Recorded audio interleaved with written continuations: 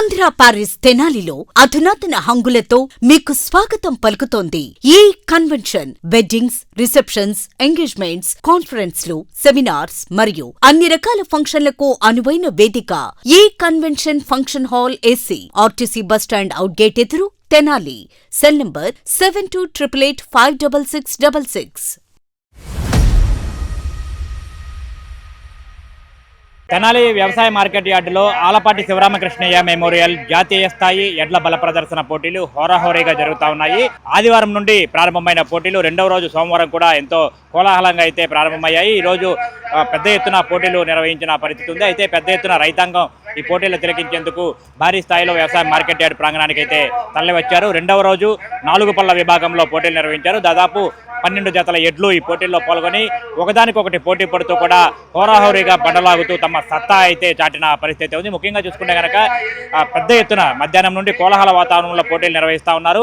దీనికి సంబంధించి భారీ సంఖ్యలో రైతులు వ్యవసాయ మార్కెట్ యార్డ్ ప్రాంగణానికి తరలివచ్చి ఇక్కడ పోటీలను అయితే ఎంతో ఆసక్తిగా అయితే తిలకిస్తూ ఉన్నారు. ఎమ్మెల్సీ ఆలపాటి రాజేంద్ర ప్రసాద్ సారథ్యంలో దాదాపు వారం రోజుల పాటు వ్యవసాయ మార్కెట్ యార్డులో ఈ పోటీలు జరగబోతా ఉన్నాయి. వాళ్ళ రెండో రోజు కూడా ఎంతో ఉత్సాహభరిత వాతావరణంలో పోటీలు నిర్వహించిన పరిస్థితి ఉంది. నిన్న ఆదివారం జరిగినటువంటి 2 పాలపల్ల విభాగంలో దాదాపు 22 జతల ఎడ్లు అయితే పోటీల్లో పాల్గొన్నాయి. వాటికి రాత్రి ఆదివారం అర్ధరాత్రి 12-12:30 వరకు కూడా పోటీలు అయితే కొనసాగిన పరిస్థితి ఉంది. ఆదివారం జరిగిన పోటీల్లో 2 పళ్ళ విభాగంలో పాల్గొన్న ఎడ్ల జతలకు సంబంధించి విజేతలకు బహుమతులు అయితే సోమవారం రాత్రి ఏర్పాటు చేసిన ప్రత్యేక కార్యక్రమంలో వేమూరు ఎమ్మెల్యే నక్కానంద బాబు చేతుల మీదుగా అయితే అందజేసిన పరిస్థితి ఉంది. ముఖ్యంగా చూసుకుంటే కనుక ఇక్కడ నిన్న జరిగినటువంటి 2 పళ్ళ విభాగంలో మొదటి బహుమతిని పత్తిపాడు మండలం కొండేపాడుకు చెందిన చాగంటి శ్రీనివాసరావు చౌదరి ఎడ్ల జత మొదటి బహుమతిని గెలుచుకుంది. 3959.11 అడుగుల దూరాన్ని లాగింది ఎడ్ల జత. అట్లాగే రెండవ బహుమతిని చుండూరు మండలం తోటపాలెం గ్రామానికి చెందినటువంటి అత్తోట శిరీష చౌదరి, శివకృష్ణ చౌదరి చెందినటువంటి ఎడ్ల జత 3814.04 అడుగుల దూరం లాగి రెండవ బహుమతిని, అట్లాగే దొండపాడుకు పల్నాడు జిల్లా నరసరావుపేట మండలం దొండపాడుకు చెందినటువంటి ఎర్రం తులసమ్మ పున్నయ్య మెమోరియల్ ఎర్రం రాజశేఖర్ యశ్వంతులకు చెందిన ఎడ్ల జత దాదాపు 3600 అడుగుల దూరాన్ని బండ లాగి 3వ స్థానంలో నిలిచింది. అట్లాగే హైదరాబాద్కు చెందినటువంటి ఆర్ఆర్ బుల్స్ ఎడ్ల జత దాదాపు 3190 అడుగుల దూరం లాగి 4వ బహుమతిని, కృష్ణా జిల్లా ఘంటసాలకు చెందినటువంటి ఎంకేఎం బుల్స్ చెందినటువంటి ఎడ్ల జత దాదాపు 3076.11 అడుగుల దూరం లాగి 5వ బహుమతిని, అట్లాగే వీరాయపాలెం ఎర్రగొండపాలెం మండలం ప్రకాశం జిల్లా ఎర్రగొండపాలెం మండలం వీరాయపాలెంకి చెందినటువంటి దూదేకల పెదచాందుకు చెందినటువంటి ఎడ్ల జత 3006.3 అడుగుల దూరం లాగి 6వ బహుమతిని, అట్లాగే రెడ్డిపాలెం చెందినటువంటి గుంటూరు జిల్లా రెడ్డిపాలెంకి చెందినటువంటి కారసాని దివాకర్ రెడ్డికి చెందినటువంటి ఎడ్ల జత 2798.0 అడుగుల దూరాన్ని లాగి 7వ బహుమతిని, అట్లాగే చుండూరు మండలం వేటపాలెం గ్రామానికి చెందిన అత్తోట శిరీష చౌదరి, శివకృష్ణ చౌదరికి చెందినటువంటి ఎడ్ల జత దాదాపు 2716.04 అడుగుల దూరాన్ని లాగి 8వ బహుమతిని, అట్లాగే తెలంగాణ రాష్ట్రం నల్గొండ జిల్లా కొమ్మూరు ప్రాంతానికి చెందినటువంటి ఎడ్ల జత దాదాపు 2100 అడుగుల దూరాన్ని లాగి 9వ బహుమతిని అయితే గెలుచుకుంది. దాదాపు నిన్న 2 పళ్ళ విభాగంలో 22 జతల ఎడ్లు పోటీ పడితే ఈ 9 ఎడ్ల జతలకైతే 1 నుంచి కూడా 9 స్థానాల్లో నిలిచిన పరిస్థితి ఉంది. వీటికి దాతల సహకారంతో కూడా కొంతమంది స్పాన్సర్ చేశారు. వీరందరికీ కూడా ఈరోజు సోమవారం రాత్రి వ్యవసాయ మార్కెట్ యార్డ్ ప్రాంగణంలో జరిగినటువంటి ప్రత్యేక కార్యక్రమంలో వేమూరు ఎమ్మెల్యే నక్కానంద బాబు చేతుల మీదుగా వారందరికీ కూడా బహుమతులు అందజేశారు. ఈ సందర్భంగా కూడా పెద్ద ఎత్తున ఈ ఎడ్ల బల ప్రదర్శన పోటీలు తిలకించేందుకు భారీ సంఖ్యలో రైతాంగం తరలి వస్తా ఉన్నారు. దాదాపు నిన్నటి నుంచి ఏదైతే మార్చి 29 తెలుగుదేశం పార్టీ ఆవిర్భావ దినోత్సవం మార్చి 29 నుంచి పోటీలు ప్రారంభమయ్యాయి. ఏప్రిల్ 4వ తేదీ ఎమ్మెల్సీ ఆలపాటి రాజేంద్ర ప్రసాద్ జన్మదినోత్సవం అయినటువంటి 4వ తేదీ వరకు పోటీలు కొనసాగుతూ ఉన్నాయి. దాదాపు వారం రోజుల పాటు పోటీలు కొనసాగుతూ ఉన్నాయి.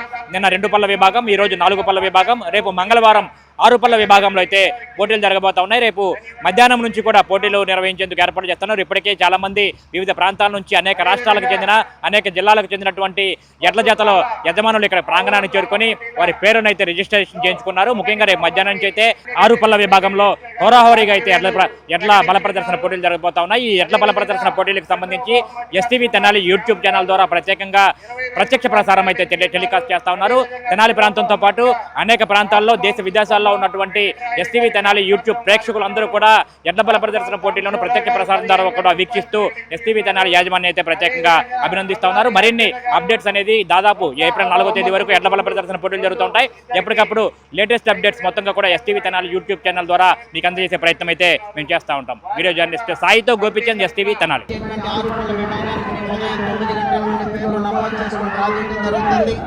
ఆరుపల్ల విభాగంలో ఉన్నటువంటి రైతు సోదరులంతా కూడా రేపు ఉదయం వచ్చి పేర్లు నమోదు చేసుకోవాలి.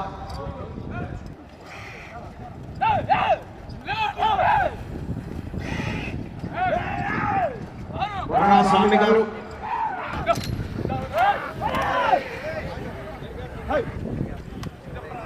సమయం పూర్తయినది. విష్ణు భరత్ యాదవ్ గారు మాదల ముప్పాళ్ళ మండలం పల్నాడు జిల్లా వారి జత ప్రదర్శనలో ఉన్నాయి.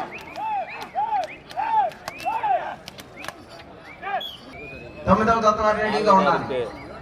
ఈ జత ప్రదర్శన తదుపరి రెండు పళ్ళ విభాగానికి బహుమతులు బహుకరించడం జరుగుతుంది.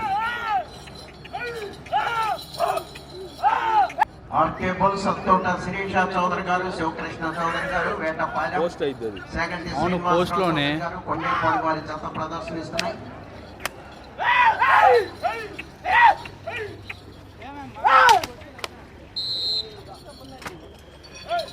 రౌండ్ 2700 అడుగుల దూరాన్ని 8 నిమిషముల 58 సెకండ్లలో పూర్తి చేయడం జరిగింది. రెండవ స్థానంలో ఆర్కే బోల్ సత్తోట శిరీష చౌదరి గారు, శివకృష్ణ చౌదరి గారు, వేటపాలెం సిఎస్ఆర్ బోల్స్ సెకండ్ శ్రీనివాసరావు చౌదరి గారు, కొండేపాడు వారి 5 నిమిషంలో ఉన్నది.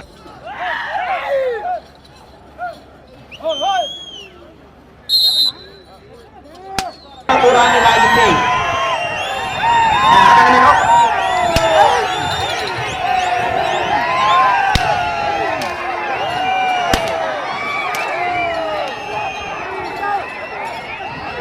పరిగెడుతున్నా కానీ చెన్నకాలతో పడుతున్నారు.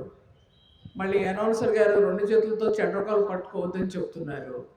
అంటే 2 చేతులతో పట్టుకుంటే బలంగా దెబ్బ తగులుతుందనా ఉండొచ్చు, అంతేనా?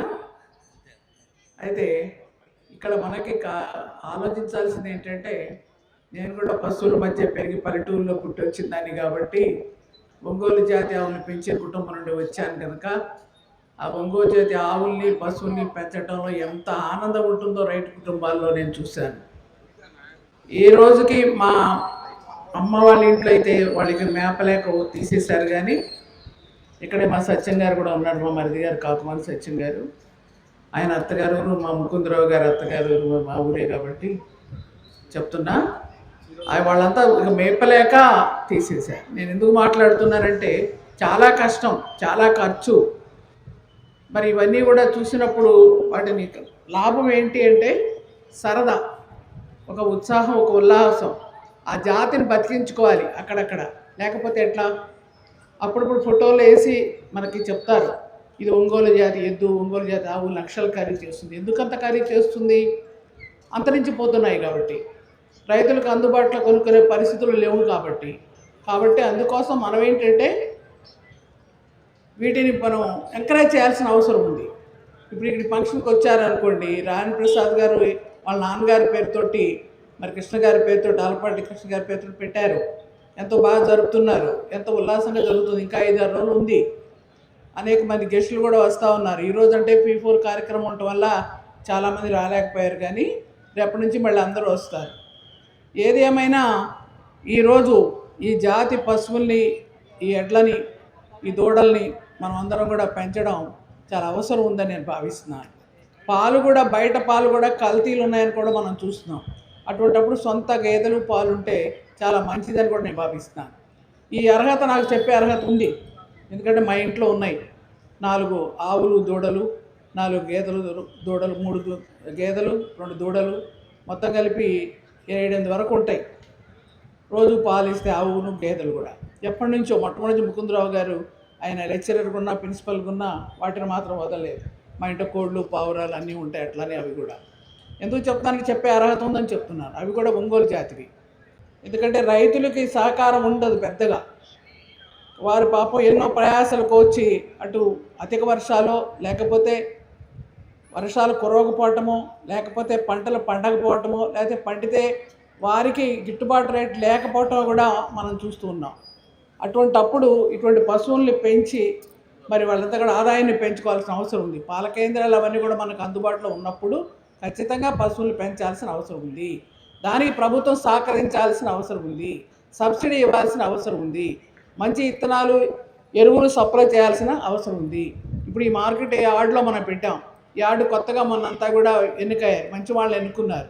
ప్రెసిడెంట్ గారు కానీ, వైస్ ప్రెసిడెంట్ కానీ, డైరెక్టర్లు కానీ, వీరందరూ కూడా రైతులకు ఇటువంటిది మన యార్డు నుంచి కూడా సహకరించి ఈ దూడల్ని సేకరించి, లేకపోతే వాళ్ళ జాతిని సేకరించి పెంచాల్సిన అవసరం ఉందని నేను భావిస్తున్నాను. మరి రాయన్ ప్రసాద్ గారికి, వారి మిత్ర బృందానికి, ఇక్కడ ఉండి ఎంతో చక్కగా అనౌన్స్ చేస్తున్నటువంటి ప్రతి ఒక్కళ్ళకి, మరి ఇక్కడికి వచ్చి చూస్తూ ఆహ్లాదాన్ని పంచుతూ ఉత్సాహపరుస్తున్న ప్రేక్షకులు పాపం అక్కడ కూర్చున్నారు. అటు ఇటు కూడా ఎంతోమంది, కొన్ని వేల మంది కూర్చుని ఉన్నారు. వీరందరికీ కూడా నిజంగా ధన్యవాదాలు చెప్పాలి. ఉత్సాహంగా చూస్తున్నారు. కొనలేకపోవచ్చు, పోషించలేకపోవచ్చు, కానీ రాయన్ ప్రసాద్ గారు ఇచ్చిన అవకాశాన్ని అందరూ కూడా ఆహ్లాదంగా చూస్తున్నారు కాబట్టి, ఆనందపరుస్తున్నారు కాబట్టి వారికి కూడా ధన్యవాదాలు తెలియజేసుకుంటూ, పత్రికలు, మీడియా కూడా ఎంకరేజ్ చేయాల్సిన అవసరం ఉంది అని చెప్పిన భావిస్తూ, అయ్యా మరీ గట్టిగా కొట్టకండి అయ్యా, అవి బాగానే పోతున్నాయి అని చెప్పి ఒక సూచన చేస్తూ, మరి అన్నీ కూడా రైతులు రాకపోవచ్చు, రాని వాళ్ళు నిరాశపడవచ్చు, వచ్చిన వాళ్ళు సంతోషించవచ్చు. జీవితంలో ఎన్నో చూస్తున్నాం, క్రికెట్ చూస్తున్నాం, ఆటలు చూస్తున్నాం, అన్నీ చూస్తున్నాం. అట్లానే ఇది కూడా. కాబట్టి వాడి సత్తా ఏంటో పాల్గొన్న, ఎక్కడి నుంచో దూరం నుంచి వచ్చారు, పాల్గొన్నారు. అయినా కూడా వారికి కూడా ఈ సభ వారు, ఈ నిర్వాహకులు ప్రైజులు, అవార్డులు, సన్మానాలు చేస్తున్నారు. కాబట్టి అభినందిస్తూ, ప్రైజు వచ్చినా రాకపోయినా తెనాల్లో ఇక్కడ పాల్గొన్నాం అనే సంతృప్తితో వాళ్ళందరూ వెళ్తున్నందుకు నేను అభినందిస్తూ సెలవు తీసుకుంటున్నాను.